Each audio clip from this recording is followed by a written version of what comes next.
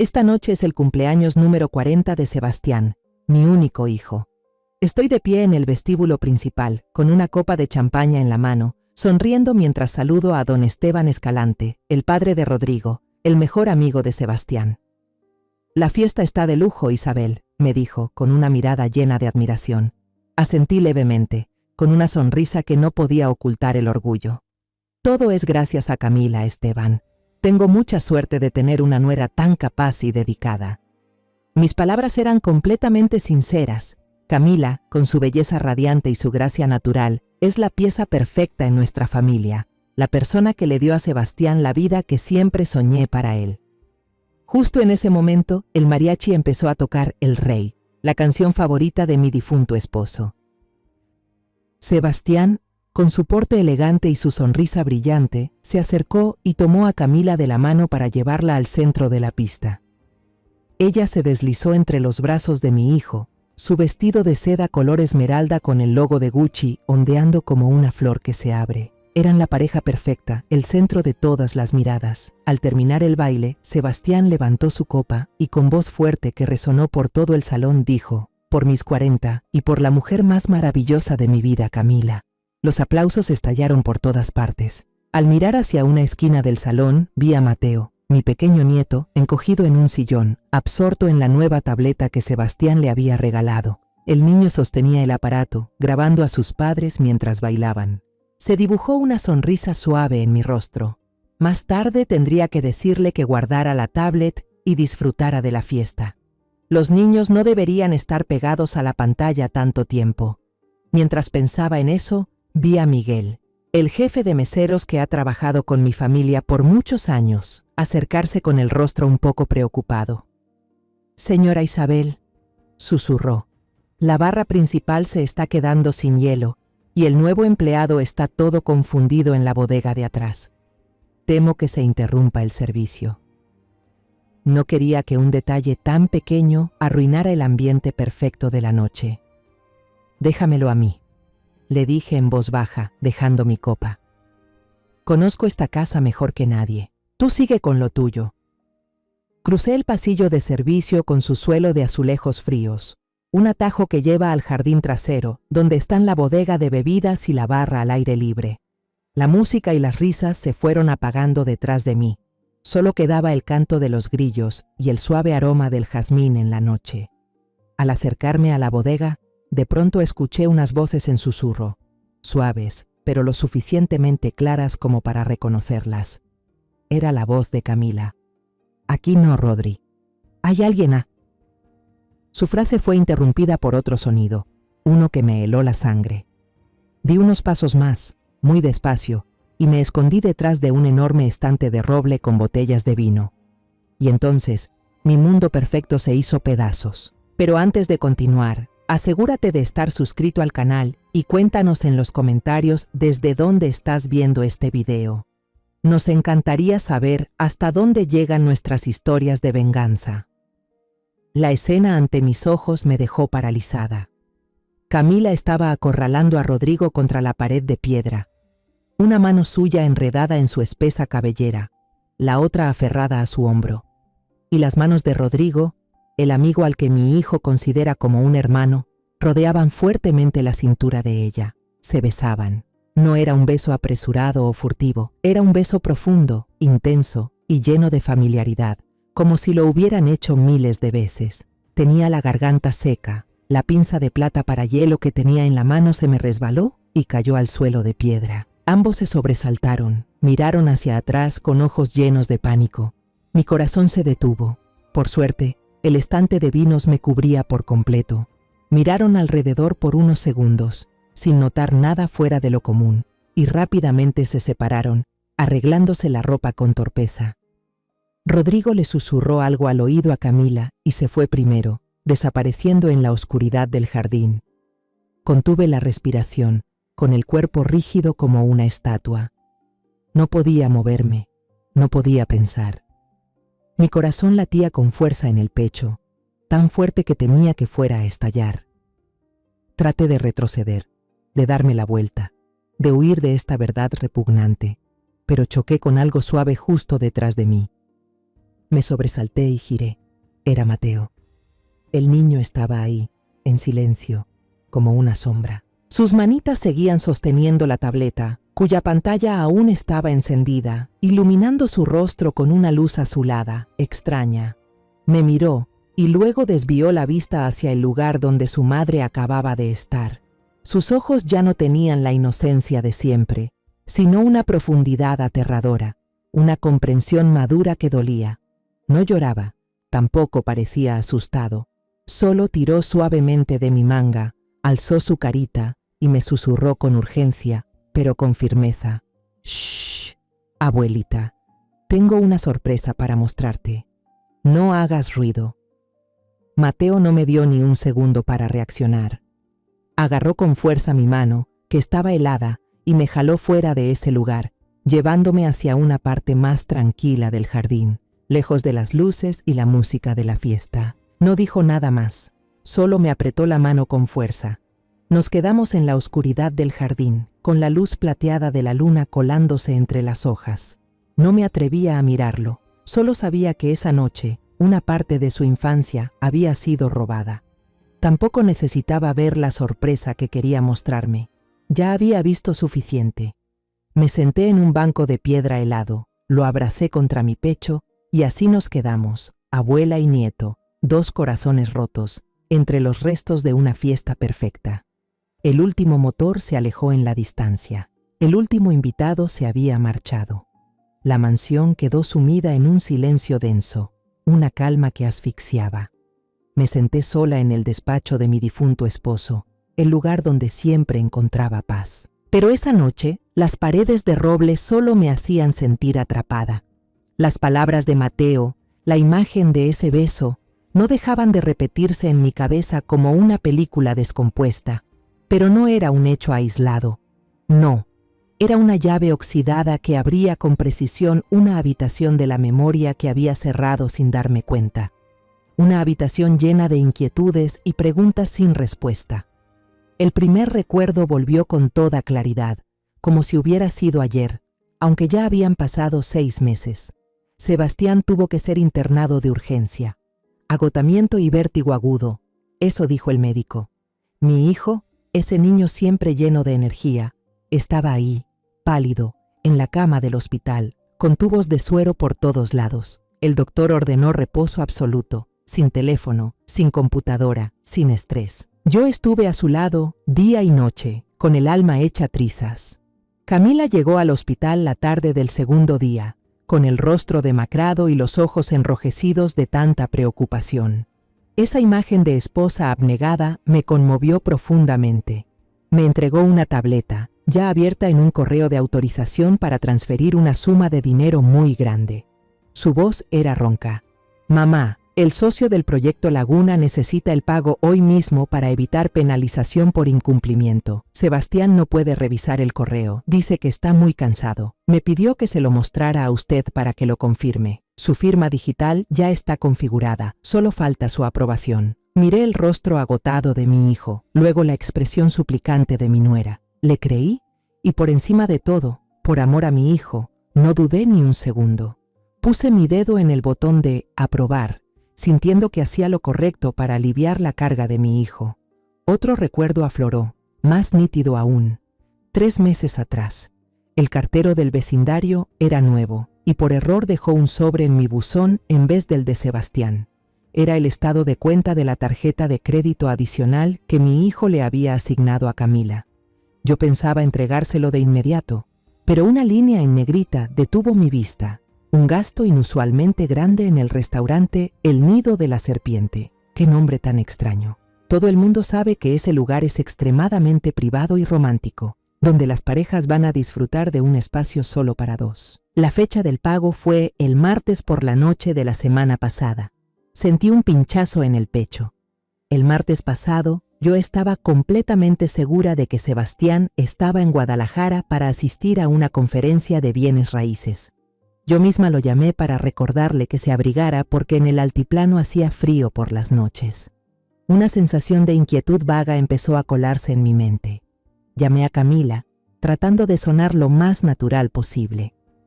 «Camila, hija, Vi un cargo extraño en el restaurante El Nido de la Serpiente. ¿No habrá sido un error?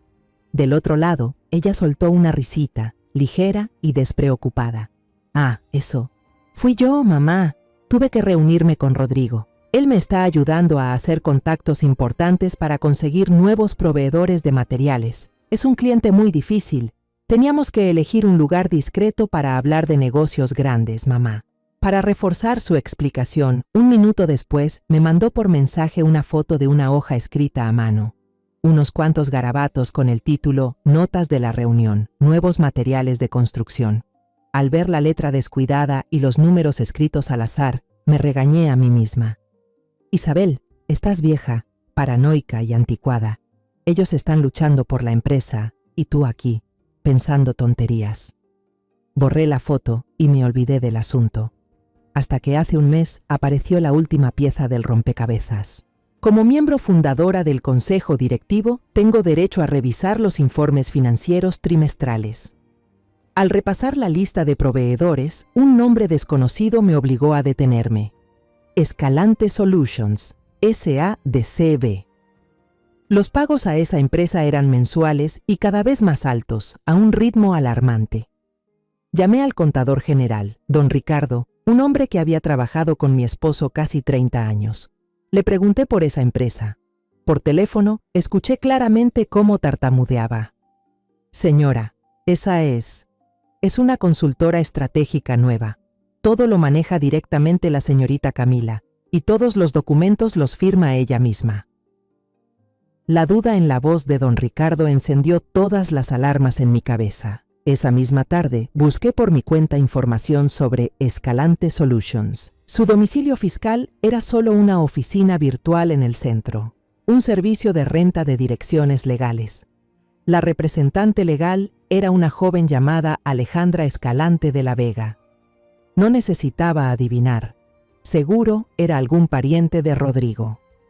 Ahora, en la oscuridad de mi estudio, esas piezas sueltas encajaban por sí solas, formando una imagen completa y espantosa. El mareo por agotamiento de Sebastián ocurrió justo cuando se necesitaba una firma importante. La cena de negocios en un restaurante romántico, el mismo día en que mi hijo estaba fuera por trabajo, y una empresa consultora estratégica fantasma, a nombre de una Escalante, que recibía cantidades enormes de dinero solo con la firma de Camila. Todo estaba conectado, apuntando a un plan calculado y cruel. No era solo una infidelidad. Estaban saqueando la empresa que mi esposo y yo construimos con toda una vida de esfuerzo. El dolor en mi pecho ya no era el de una madre traicionada. Se volvió frío. Se volvió determinación. No lloré. Las lágrimas, en ese momento, eran un lujo inútil. Tomé el teléfono. Mi mano no tembló ni un poco. Deslicé el dedo por la lista de contactos hasta encontrar un nombre con el que no hablaba desde hacía años. Licenciada Beatriz Rivas, abogada. Presioné el botón de llamada. El reloj en la pared marcaba las 2 de la madrugada. El tono del teléfono sonaba seco en medio de la habitación silenciosa. 1, 2 timbrazos. Pensé que tal vez tendría que dejar un mensaje. Pero entonces, alguien contestó. La voz de Beatriz Rivas sonó, sin rastro de sueño, fría y lúcida, como si siguiera sentada en su oficina a las 2 de la tarde, no de la madrugada. ¿Isabel? ¿Pasó algo grave? Tú nunca me llamas a esta hora. No di rodeos. El dolor ya se había comprimido en un propósito. Beatriz, te necesito. Ahora mismo, en tu oficina, a las 7 de la mañana. Por favor, trae al mejor experto financiero que conozcas. Un breve silencio. Pude imaginar a Beatriz incorporándose en la cama, su cerebro de abogada ya trabajando. Ahí estaré, respondió con firmeza. Y Herrera también. Después de la llamada, no dormí. Me quedé sentada en la oscuridad hasta que los primeros rayos del amanecer se colaron por las cortinas. Ya había secado mis lágrimas. No era momento de llorar por una felicidad falsa, sino de limpiar los escombros que había dejado. Bajé a la cocina. El olor a café y los restos de la fiesta de anoche aún flotaban en el aire. La empleada doméstica limpiaba en silencio, y Camila también estaba allí. Preparaba un vaso de agua con limón y miel, vestida con una bata de seda, su cabello rubio recogido con elegancia. Se veía increíblemente fresca y radiante, como si el beso furtivo en la oscuridad de anoche hubiese sido una dosis de belleza. ¿Durmió bien, mamá?, dijo mientras se giraba con una sonrisa perfecta. La fiesta de anoche fue maravillosa, ¿verdad? Todos dijeron lo mismo.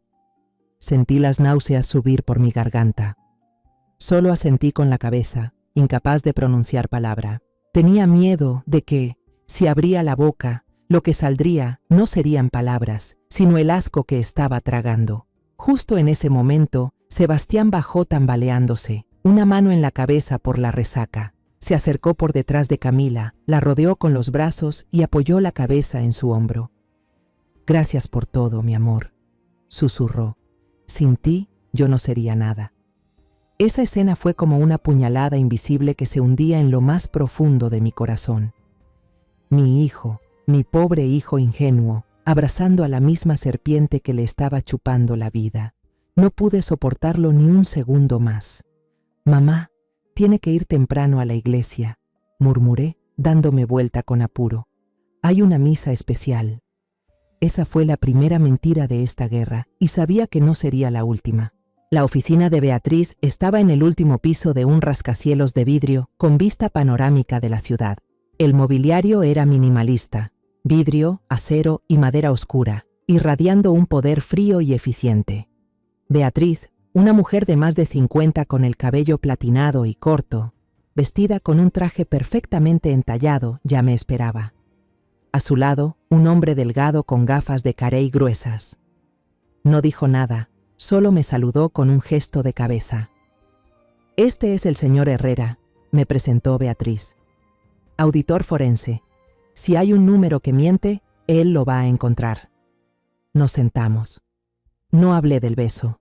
Mencionarlo solo haría que pareciera una suegra celosa y poco confiable.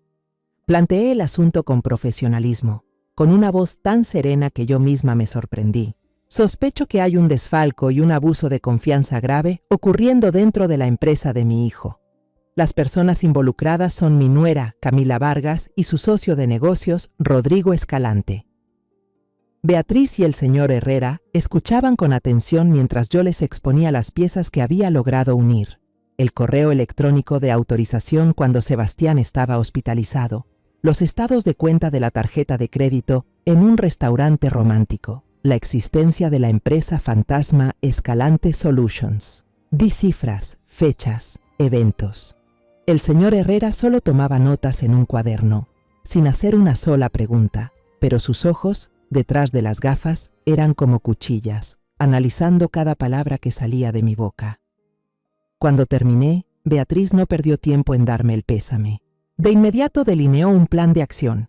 «Isabel, como accionista fundadora, usted tiene pleno derecho de solicitar una auditoría interna sorpresa.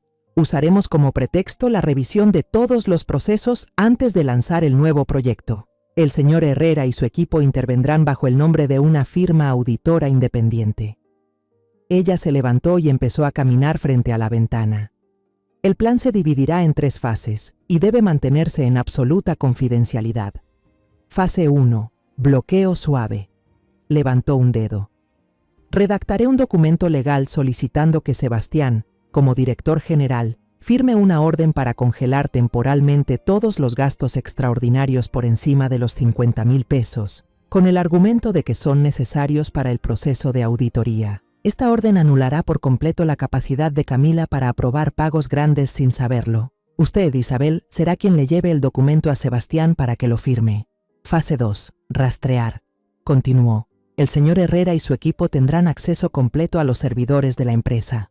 Objetivo: rastrear el flujo de dinero de los últimos 180 días, analizar los encabezados de los correos de autorización para encontrar la dirección IP original y comparar los contratos fantasmas de Escalante Solutions con la agenda real de actividades». Fase 3. Recolección externa.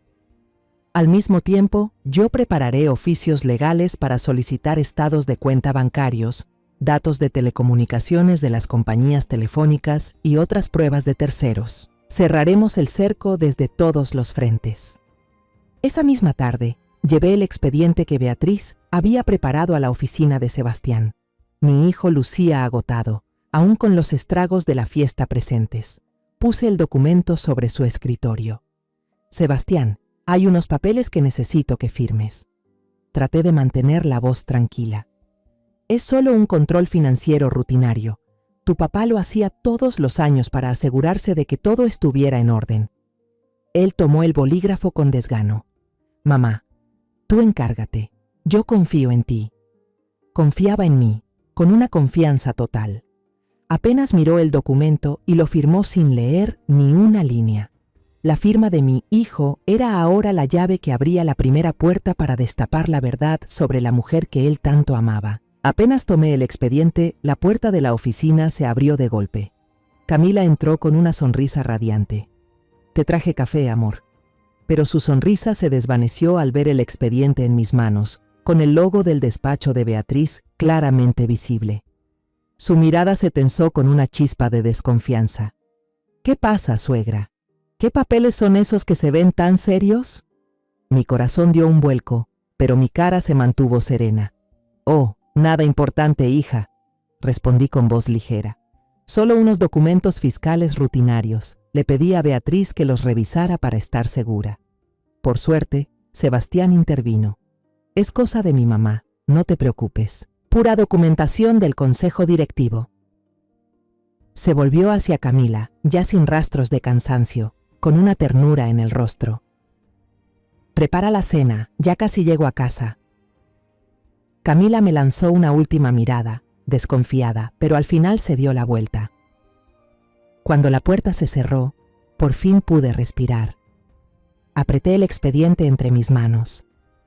La primera batalla estaba ganada, aunque fuese una victoria silenciosa. La cena de esa noche transcurrió en un silencio tenso que parecía solo yo notar. Camila seguía actuando perfectamente como la esposa dedicada. Sebastián lucía agotado tras la fiesta, y yo apenas podía tragar cada bocado como si estuviera tragando pedazos de vidrio. Después de cenar, puse la excusa de que me sentía cansada para irme temprano a mi habitación. Necesitaba un espacio seguro, un lugar para enfrentar la verdad que mi nieto de 8 años estaba a punto de revelarme. Llamé a Mateo a mi cuarto y le dije que quería ver los videos divertidos de la fiesta de cumpleaños de su papá. El niño entró y cerró la puerta en silencio. Luego, sin que yo tuviera que decirle nada más, giró el pestillo con determinación. Ese pequeño gesto de un niño me apretó el corazón. Él entendía que todo era más grave de lo que yo pensaba. Se sentó a mi lado en el sillón, me entregó la tableta y me miró directamente a los ojos, sin evitar mi mirada. Mírelo desde el minuto 17:32, susurró con claridad. En ese momento, mi gatito se había perdido y salí corriendo detrás del bar al aire libre para buscarlo. Una explicación breve, lógica, que encubría una verdad dolorosa. Se había convertido, sin querer, en testigo. Mi mano temblaba un poco al tocar la pantalla. Avancé hasta el minuto que él indicó. El video comenzó con imágenes movidas mientras Mateo caminaba. Luego la imagen se estabilizó y enfocó un rincón detrás del estante de licores. La calidad de imagen y sonido de esa tableta cara era aterradoramente nítida. Volví a ver la escena que me perseguía. Un beso apasionado, la familiaridad en cada uno de sus movimientos. Pero esta vez también había sonido. La voz de Rodrigo se oyó grave y llena de intención. Un contrato más y tendremos suficiente para comprar el departamento en San Diego. Ya no tendrás que ver a la vieja de él nunca más. Contuve la respiración. La vieja de él. Estaba hablando de mí. Luego la voz de Camila, dulce pero helada como el hielo. Ten paciencia, Rodri. Mi marido ya empezó a preguntar por algunos gastos. Hay que tener más cuidado. Esperemos a que se firme el nuevo proyecto. Mi marido. Esas 2 palabras fueron como 2 agujas envenenadas directas al corazón. Mi marido. Así se refería a mi hijo, el hombre que le había dado todo, el mismo que anoche la llamó la mujer más maravillosa de mi vida, frente a cientos de invitados. Abracé fuerte a Mateo. La rabia y el dolor me quemaban por dentro, pero tenía que contenerme. No podía permitir que mi nieto me viera derrumbarme. No hablé sobre lo que acabábamos de escuchar, solo le acaricié el cabello y le dije con voz firme: Mateo, eres un niño muy valiente. Este video es muy importante. Necesito pedirte prestado esto para poder ayudar a tu papá. ¿Confías en mí? El niño no dudó ni un segundo. Me miró con esos ojos puros pero decididos, y asintió. En ese momento supe que no solo estaba luchando por mi hijo, sino también por proteger la inocencia que acababa de ser manchada de mi nieto. A la mañana siguiente, llevé la tableta a la oficina de Beatriz. Ella no vio el video.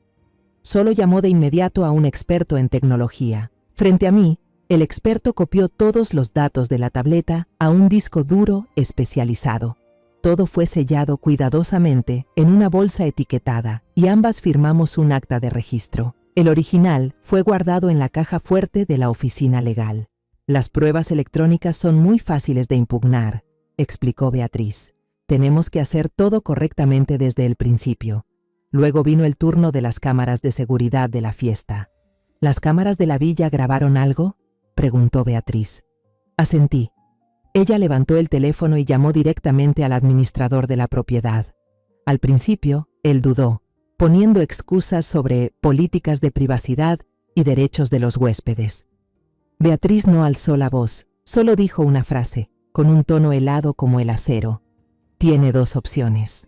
Una, cooperar y entregarnos una copia en los próximos 15 minutos. O dos, recibir una citación judicial mañana junto con una denuncia por obstrucción a la investigación. Le recuerdo, por si se le olvidó, que mi familia es dueña de este lugar. No somos inquilinos. 15 minutos después, nuestro equipo técnico ya estaba en la sala de seguridad del conjunto residencial. El video de la cámara de vigilancia en la barra del bar tenía un ángulo más amplio, más claro. Mostraba a Camila y Rodrigo de pie allí, conversando de manera cercana, con la mano de Rodrigo posándose de vez en cuando sobre la cintura de Camila, casi 10 minutos antes de que se besaran. La evidencia se volvía cada vez más sólida, demostrando que no se trataba de un acto impulsivo. Lo más difícil, dijo Beatriz cuando regresamos a la oficina, será conseguir las cámaras del hotel. Con base en el estado de cuenta de la tarjeta de crédito que yo había guardado, Beatriz logró identificar 2 hoteles 5 estrellas que Camila y Rodrigo solían frecuentar. Pedir un video de una mujer infiel es imposible, dijo, pero pedir uno de un socio comercial con posibles conductas fraudulentas es otra cosa. Redactó un oficio legal y lo envió directamente a la administración de ambos hoteles. La redacción era brillante. No mencionaba el nombre de Camila. En su lugar, solicitaba extraer todas las grabaciones del pasillo en fechas y horarios específicos bajo la razón de investigación interna sobre reuniones no autorizadas del señor Rodrigo Escalante con competidores de nuestra empresa, sospechando de filtración de información confidencial y perjuicio a los intereses de los accionistas. Fue una jugada perfecta. Bajo presión legal y con una justificación económica razonable, ambos hoteles cooperaron. Al atardecer llegaron los resultados. Eran videos sin sonido, pero su impacto superaba al de 1000 palabras. El video mostraba claramente a Camila y Rodrigo saliendo juntos del ascensor, caminando por el mismo pasillo, y luego, varias horas después, saliendo juntos nuevamente. Las fechas del video coincidían perfectamente con los viajes de trabajo de Sebastián. Al final del día, Beatriz colocó 3 discos duros sellados cuidadosamente sobre la brillante mesa de madera entre nosotras. Uno contenía el video de Mateo, uno, el video de la cámara del conjunto residencial, y el otro, las grabaciones del hotel. Esta es la primera capa de evidencia, Isabel, dijo Beatriz, con una mirada afilada dirigida a mí. Su fachada perfecta ya fue perforada. Ahora es hora de diseccionar el núcleo. Salí de la oficina de Beatriz con los 3 discos duros sellados en el maletín. Pesaban mucho, no por su masa física, sino por el peso de la verdad desnuda que contenían. La fachada perfecta de Camila había sido perforada por imágenes que no sabían mentir. Ahora tocaba diseccionar el núcleo, donde el flujo del dinero sucio seguía corriendo en silencio como una vena venenosa. El lunes por la mañana, el señor Herrera y su equipo, 2 jóvenes expertos con rostros serios y laptops que no soltaban ni un segundo, se presentaron oficialmente en la sede de la empresa. Fueron presentados por la junta directiva bajo un nombre totalmente neutral: Empresa de Auditoría Independiente Veridata, que llegaba para realizar una revisión financiera periódica solicitada por el Consejo antes de lanzar un nuevo proyecto. Nadie, salvo Beatriz y yo, conocía su verdadera misión. Yo estaba ahí, interpretando el papel de accionista fundadora preocupada por la seguridad de la compañía. Supervisé la entrega de la sala de reuniones privada para su uso. El señor Ricardo, director financiero leal que había trabajado con mi esposo desde el inicio, parecía algo inquieto.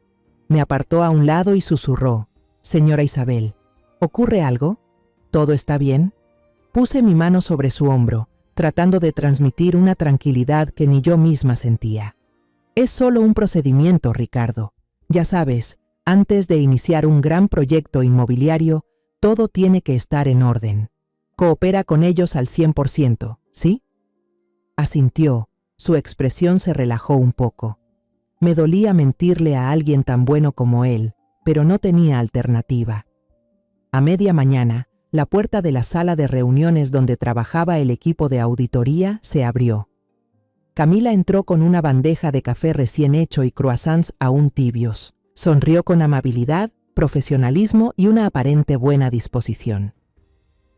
«Hola, soy Camila, estoy a cargo del Departamento de Desarrollo de Proyectos. Traje unos bocadillos para que todos puedan trabajar con más energía. Si necesitan algún expediente o documento de mi departamento, no duden en decírmelo». Era una actriz consumada. Esa seguridad, esa apariencia de colaboración amistosa, me ponía la piel de gallina. No sabía que justamente esos documentos que tan gustosamente ofrecía proporcionar serían lo que la hundiría. La primera tarde, cuando casi todos se habían ido, el señor Herrera me llamó aparte a la sala de juntas. No dijo nada. Solo conectó su computadora portátil a la pantalla grande de la pared. En la pantalla apareció un estado de cuenta del banco de Escalante Solutions.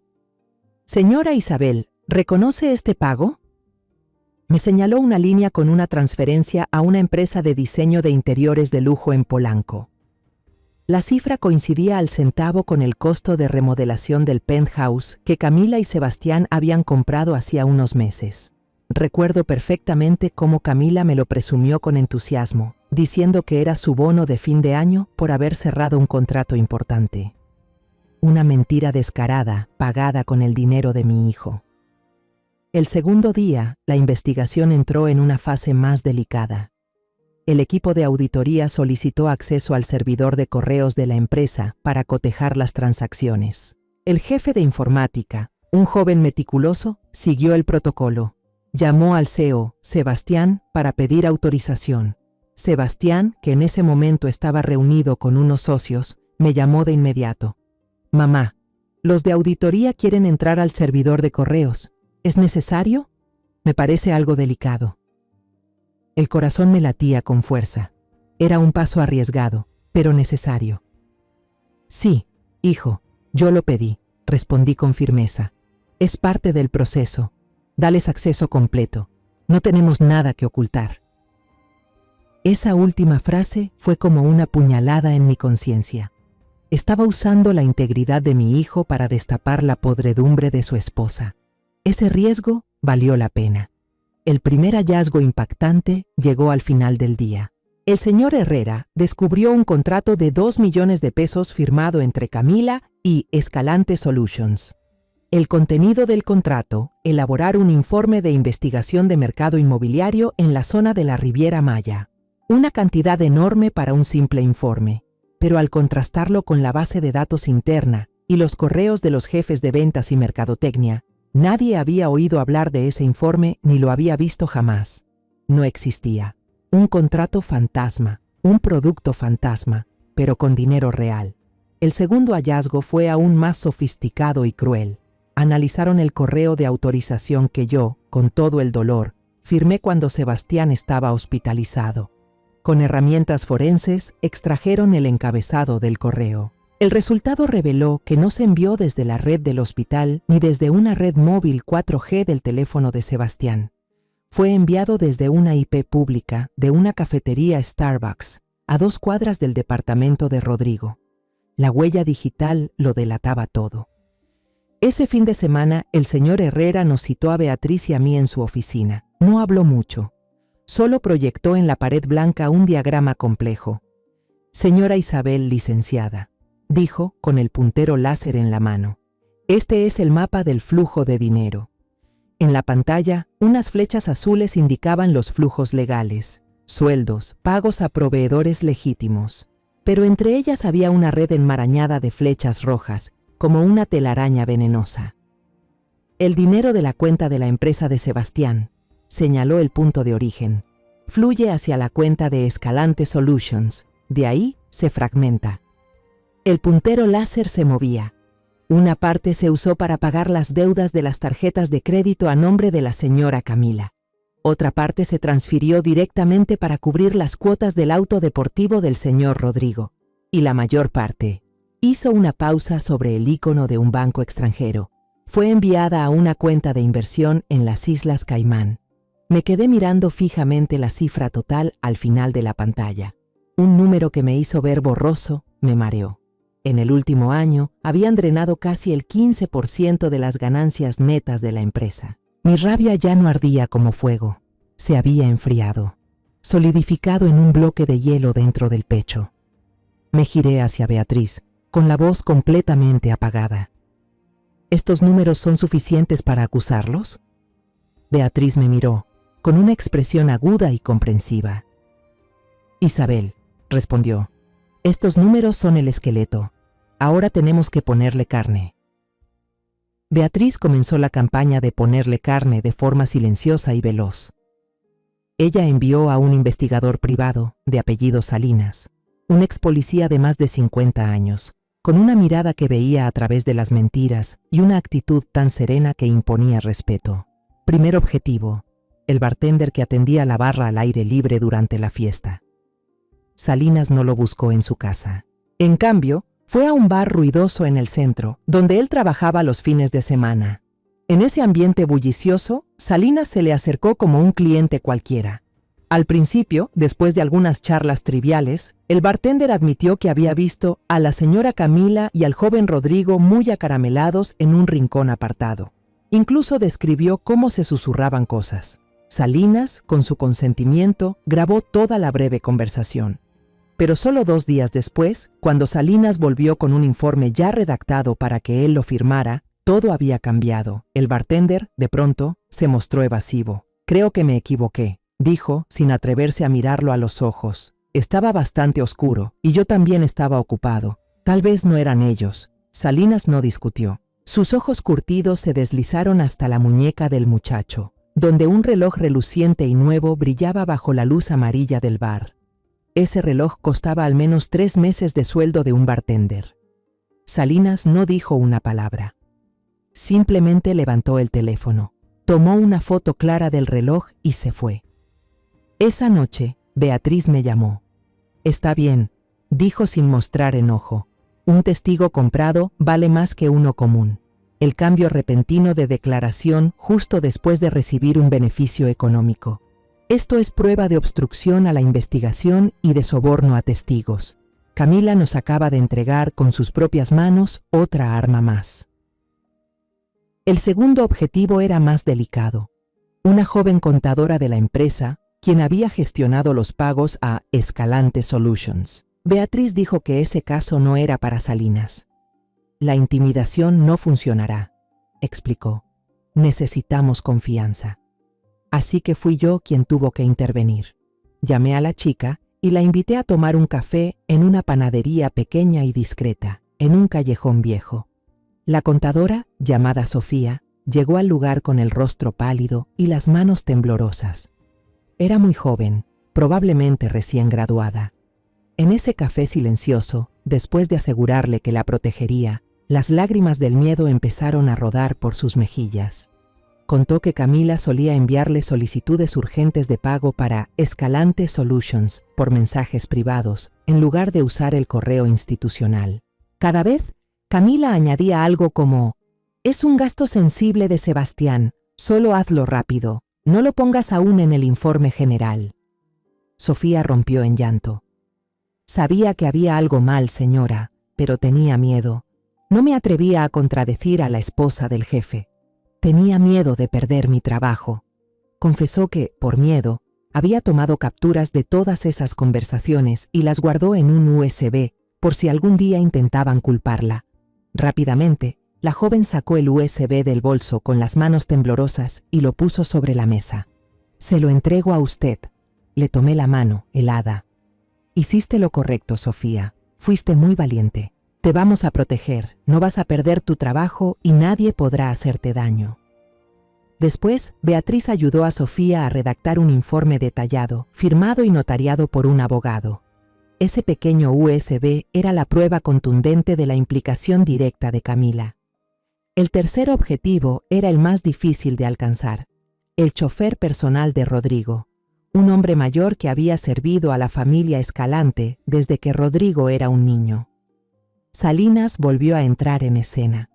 Esta vez se acercó al chofer como un viejo amigo del gremio de seguridad que se reencontraba por casualidad tras muchos años. Después de unas cervezas en una cantina de barrio, el chofer empezó a quejarse de su trabajo. Comentó que últimamente el joven Rodrigo lo hacía dar vueltas sin sentido a lugares raros que no eran ni la oficina ni la casa. No sabía quién era Camila, solo la describió como una mujer rubia muy guapa que siempre llevaba gafas de sol. Pero lo más importante fue cuando le mostró a Salinas su vieja libreta de registro de viajes, una costumbre de choferes veteranos. Ahí anotaba con precisión fechas, horas y lugares de recogida y destino.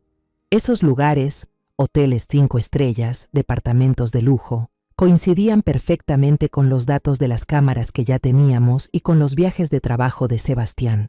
Salinas fotografió discretamente toda la libreta con su celular.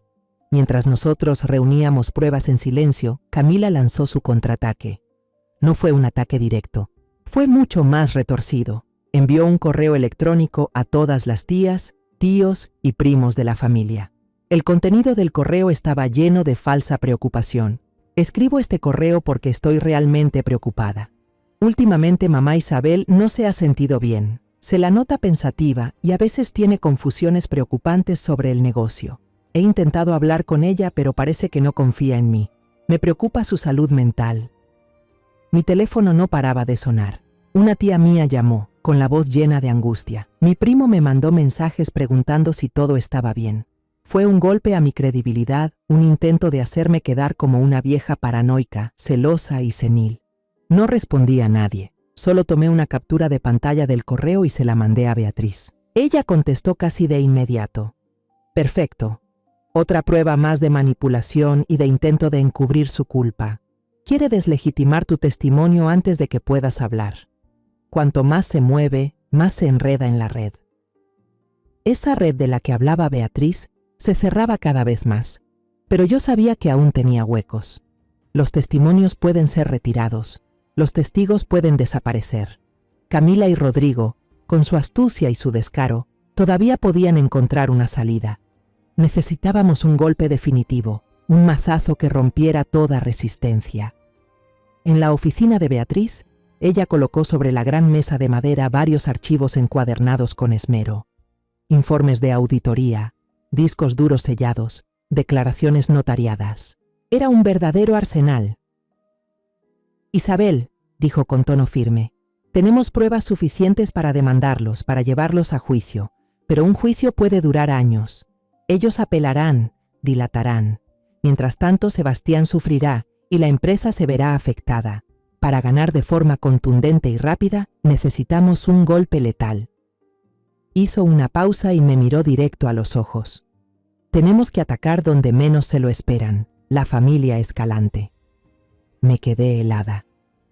Don Esteban Escalante era un viejo zorro de los negocios, un hombre que anteponía el honor de su familia por encima de todo. Él haría cualquier cosa para proteger a su hijo.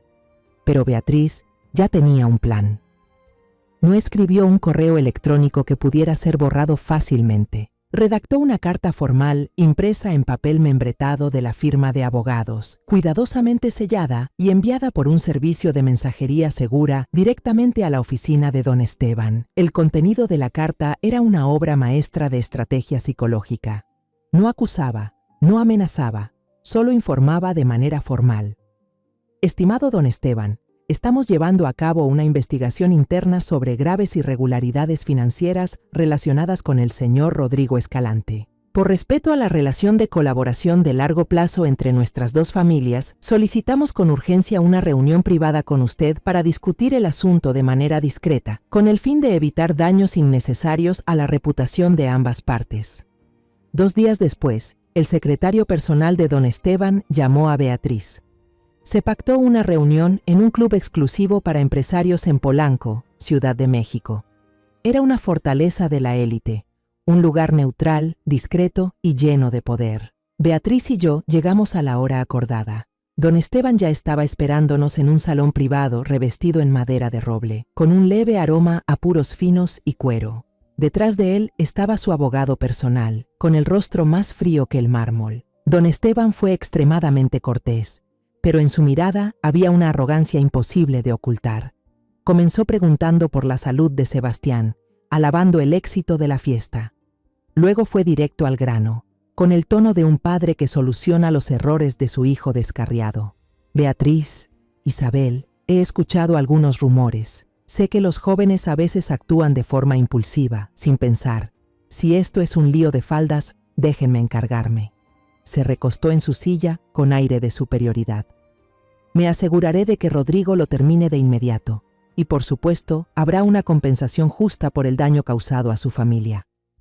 Mi mano se apretó debajo de la mesa. Para él, esta traición, este engaño, era simplemente algo que podía comprarse con dinero. Guardé silencio, conteniendo la rabia que me quemaba por dentro. Beatriz sonrió, una sonrisa helada que no alcanzaba los ojos. Gracias por su amabilidad, don Esteban, pero no estamos aquí para hablar de asuntos sentimentales. Hizo una pausa breve, dejando que sus palabras se asentaran en el aire. Estamos aquí para hablar de delitos financieros. Beatriz no mostró videos ni fotos de ningún beso.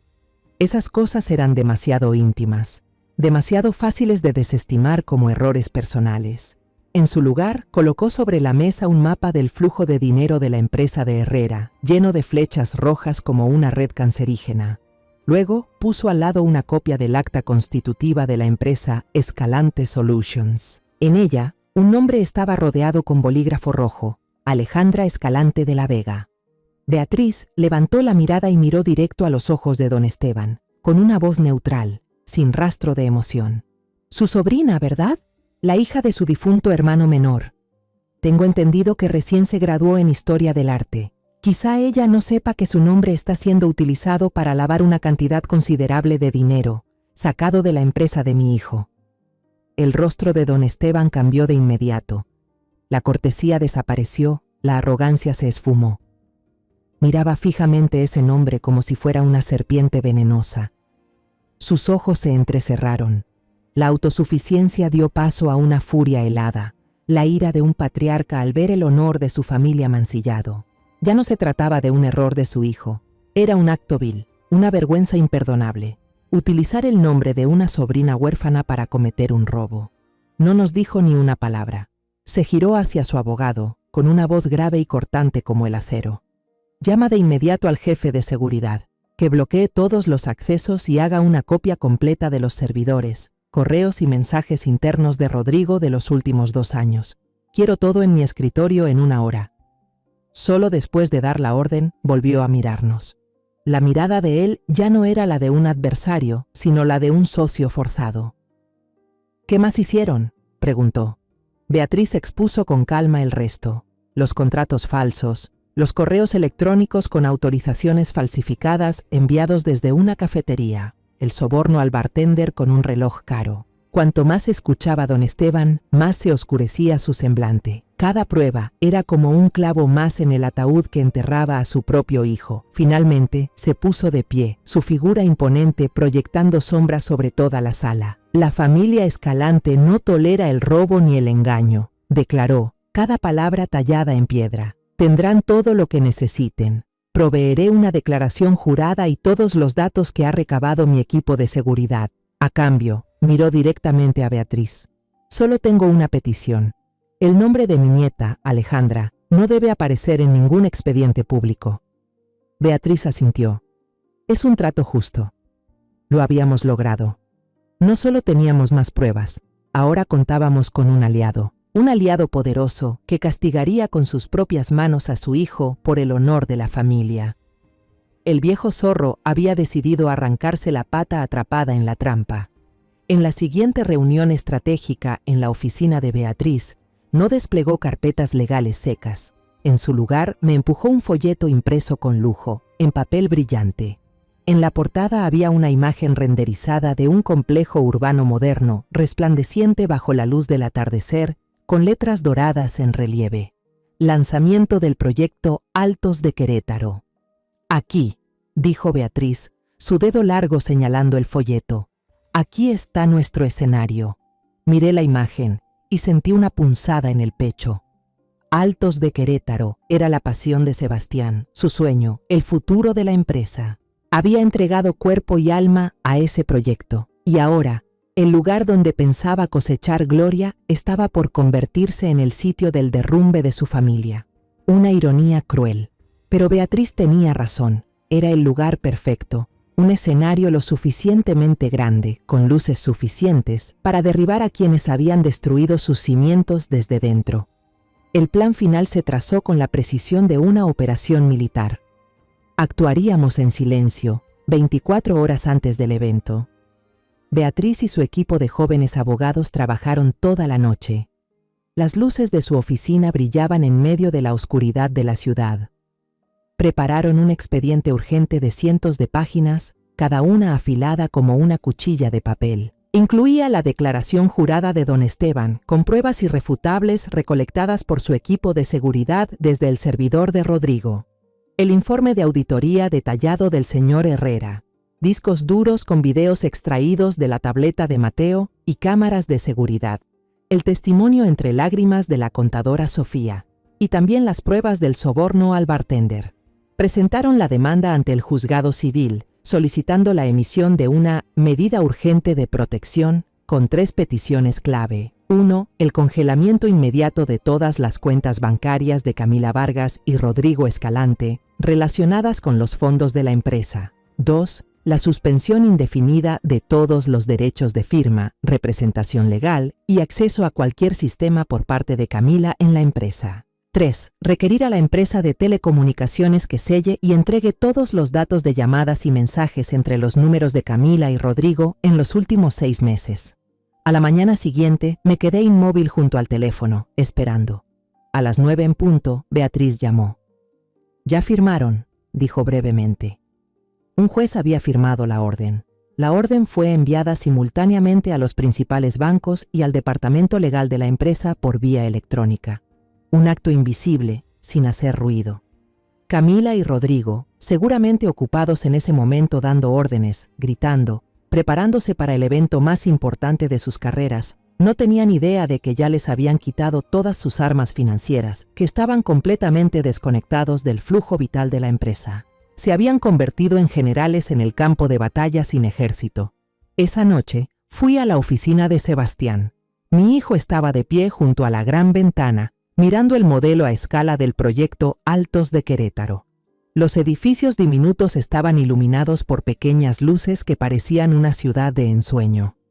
Sus ojos brillaban de orgullo, pero también reflejaban la preocupación de quien está a punto de entrar en una gran batalla. No se dio cuenta de que yo había entrado. Dejé una taza de té de manzanilla sobre su escritorio. «Lo estás haciendo muy bien, Sebastián». Se volteó y sonrió con cansancio. «Gracias, mamá. Solo espero que todo salga bien mañana. Esto lo es todo para mí, mamá. El legado de papá y el futuro de Mateo». Sentí un nudo en la garganta. Le puse una mano en el hombro, tratando de que no me temblara la voz. No podía decirle la verdad, no esa noche. Esa noche él necesitaba sentirse un héroe, un líder. Mañana, tal vez, podría derrumbarse, pero esa noche tenía que mantenerse firme. Tu padre estaría muy orgulloso de ti, dije, cada palabra como un susurro del pasado. Él siempre decía que tenías un corazón más fuerte de lo que creías. Recuerda eso, pase lo que pase mañana. Yo siempre estoy aquí. Él me abrazó con fuerza, un abrazo lleno de confianza. Tuve que morderme los labios para no romper en llanto sobre el hombro de mi hijo. La mañana del evento, me paré frente al armario, eligiendo como quien se prepara para la guerra. No elegí el negro del luto, ni los colores brillantes de la celebración. Elegí un vestido azul marino, un color de seriedad, sobriedad y poder silencioso. Cuando estaba por salir, Mateo corrió hacia mí y se abrazó a mis piernas. No dijo nada, solo me miró con esos ojos grandes y redondos. En ellos no había miedo, solo comprensión y una confianza absoluta. Abrió su pequeña mano y dentro tenía una piedra blanca, lisa, que había recogido en el arroyo. Para que la abuela tenga buena suerte. Me agaché y tomé la piedra. Todavía guardaba el calorcito de la palma de mi nieto. La apreté con fuerza, sintiendo su firmeza. Por eso lucho. Llegué temprano al lugar del evento. El hotel de lujo estaba decorado con todo su esplendor. Vi a Camila de pie en medio del vestíbulo, dando instrucciones al personal, con la presencia imponente y elegante de una reina. Todo estaba bajo su control. Me vio, sonrió y se acercó. ¿Mamá llegó temprano? ¿Qué le parece? Todo está perfecto, ¿verdad? La miré directo a los ojos, esos ojos azul claro que alguna vez me conquistaron, pero que ahora eran solo una superficie tranquila ocultando mentiras. Le devolví una sonrisa propia, una tan serena que helaba. Lo sé, hoy será un día inolvidable. El salón de eventos del Gran Querétaro estaba a reventar. El aire espeso con el aroma de perfumes costosos, ambición y expectativas. Los inversionistas, socios, funcionarios de la ciudad y la prensa ocupaban todos los asientos. Las luces del escenario brillaban con intensidad, enfocadas en la enorme pantalla donde giraba con orgullo el logo del proyecto Altos de Querétaro. En mi mano seguía apretada la piedra de Mateo, su firmeza fría dándome fuerza. Entonces Sebastián subió al escenario. Mi hijo, con un traje perfectamente entallado, se veía seguro y sereno. Habló de visión, de pasión, de construir un legado para la ciudad, no solo de levantar bloques de concreto. Su voz retumbaba, llena de entusiasmo y sinceridad.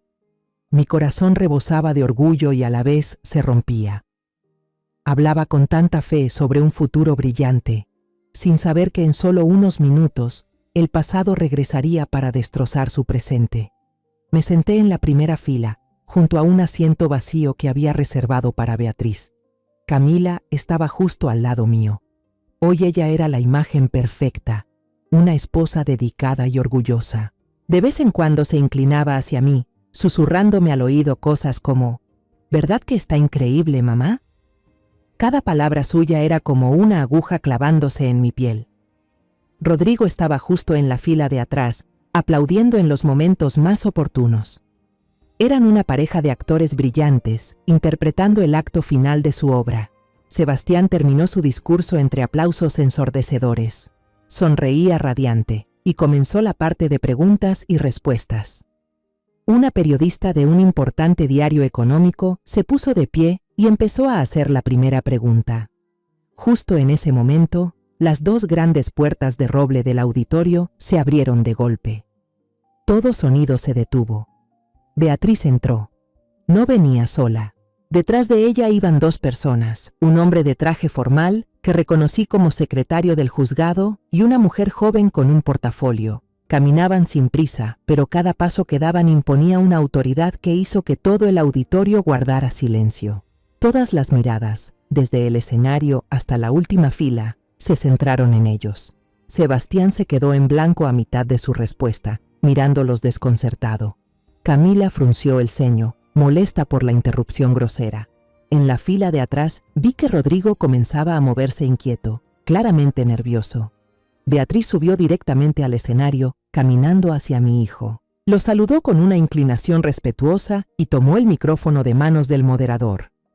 «Disculpen la interrupción», dijo, con una voz clara y firme que resonó por todo el auditorio sin necesidad de esforzarse.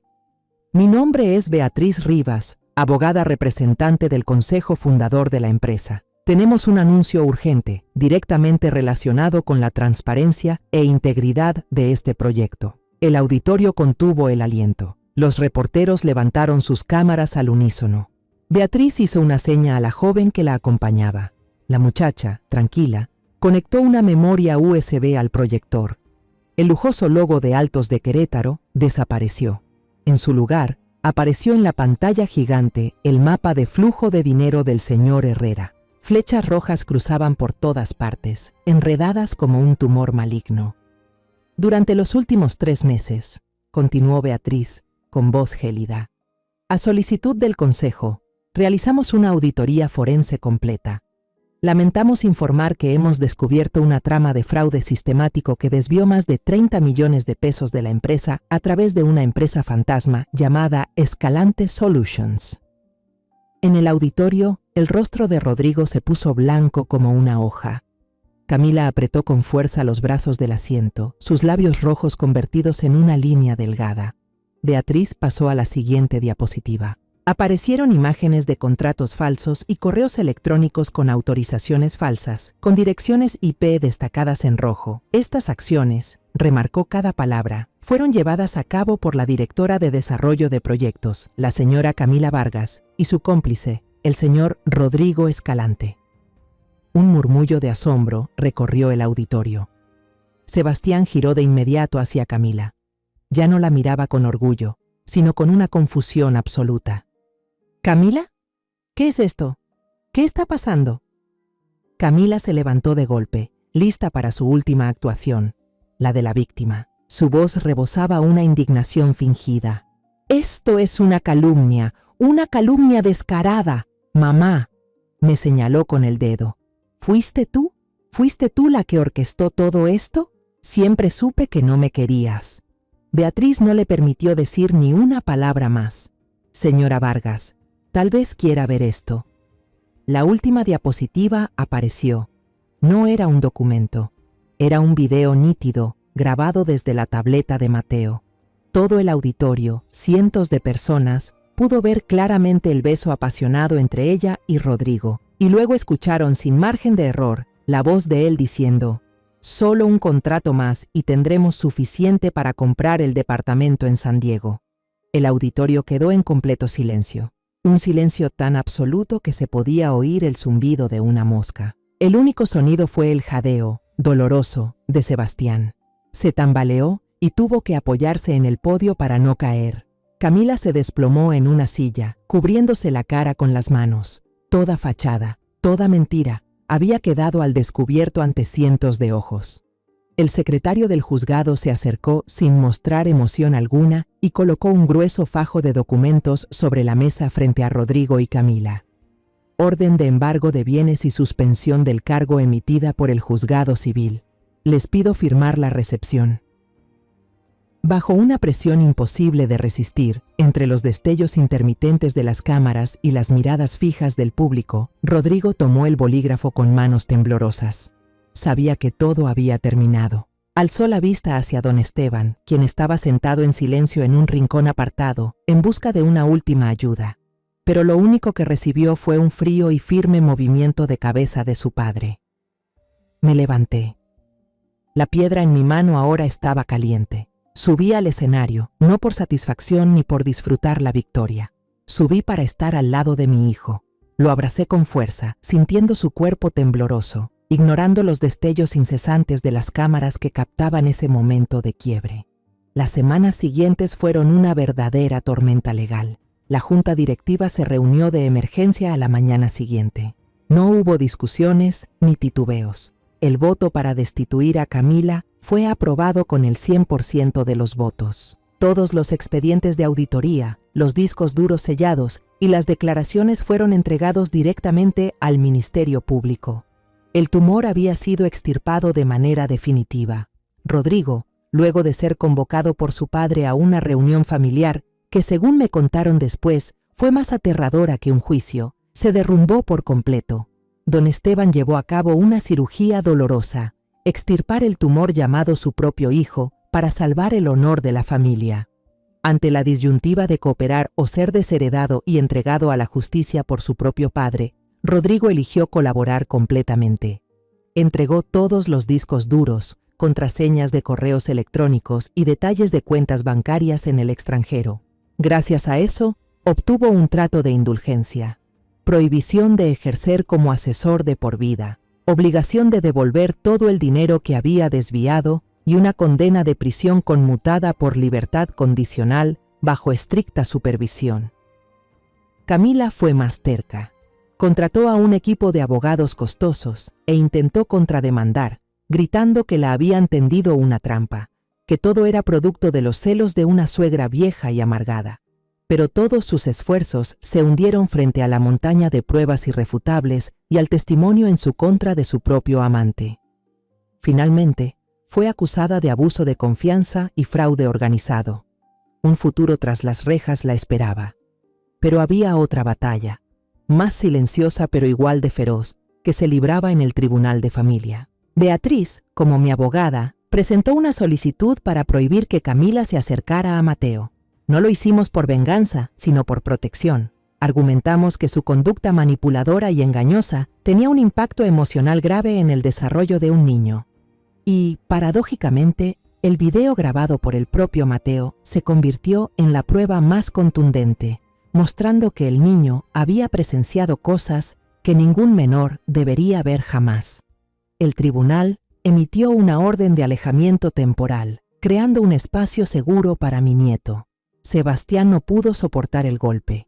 El héroe de la presentación del proyecto se convirtió en un hombre roto, encerrado en su habitación. La traición doble, de la esposa que amaba y del amigo que consideraba un hermano, lo destrozó. Cayó en una depresión por un tiempo, pero luego, con mi apoyo y el de una buena terapeuta, comenzó a dar pasos, poco a poco, para salir de la oscuridad.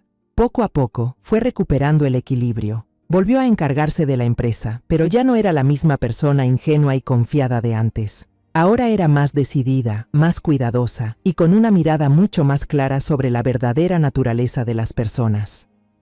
El proyecto Altos de Querétaro siguió adelante y fue un éxito rotundo, convirtiéndose en un símbolo de su renacer y también del de la empresa. Cuando la tormenta pasó, supe que ya no podía quedarme en Querétaro. Esa mansión lujosa se había vuelto un mausoleo de recuerdos, de felicidades que se habían vuelto mentiras y de dolores que sí fueron reales. La vendí y compré una casita con jardín en San Miguel de Allende, una ciudad antigua y tranquila. Mateo suele venir conmigo los fines de semana.